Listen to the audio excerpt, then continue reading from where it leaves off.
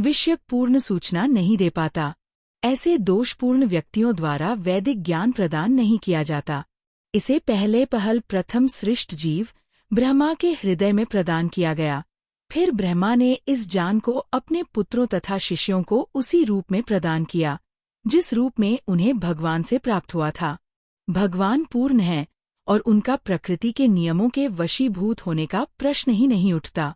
अतएव मनुष्य में इतना समझने की बुद्धि तो होनी ही चाहिए कि भगवान ही इस ब्रह्मांड की सारी वस्तुओं के एकमात्र स्वामी हैं।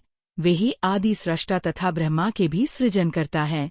11वें अध्याय में भगवान को प्रपितामह के रूप में संबोधित किया गया है, क्योंकि ब्रह्मा को पितामह कहकर संबोधित किया गया है और वे तो इन पितामह के भी सृष्टा हैं।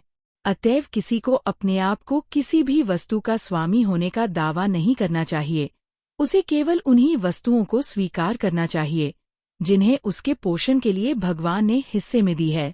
भगवान द्वारा हमारे हिस्से में लिए रखी गई वस्तुओं को किस तरह काम में लाया जाए, इसके अनेक उदाहरण प्राप्त हैं। इसकी भी व्याख्या भगवद गीता में हुई है। प्रारंभ में अर्जुन ने निश्चय किया था कि वह कुरुक्षेत्र के युद्ध में नहीं लड़ेगा। यह उसका अपना निर्णय था। अर्जुन ने भगवान से कहा कि वह अपने ही संबंधियों को मारकर राज्य का भोग नहीं करना चाहता।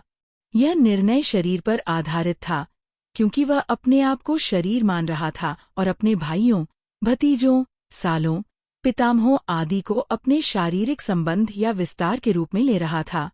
अतएव वह अपनी शारीरिक आवश्यकताओं को तुष्ट करना चाह रहा था। भगवान ने भगवद गीता का प्रवचन इस दृष्टिकोण को बदलने के लिए ही किया और अंत में अर्जुन भगवान के आदेशानुसार युद्ध करने का निश्चय करते हुए कहता है, करिष्ये वचन तव, मैं आपके वचन के अनुसार ही करूँगा। इस संसार में मनुष्य बिल्लियों तथा कुत्तों के समान लड़ने के लिए नहीं है। मनुष्यों को मनुष्य जीवन की महत्ता समझकर सामान्य पशुओं की भांति आचरण करना बंद कर देना चाहिए।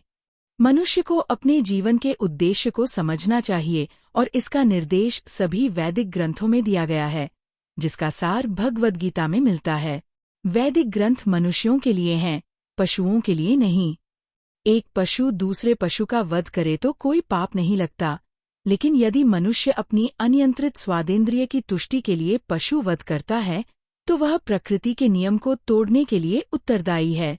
भगवद गीता में स्पष्ट रूप से प्रकृति के गुणों के अनुसार 3 प्रकार के कर्मों का उल्लेख है: सात्विक कर्म, राजसिक कर्म तथा तामसिक कर्म।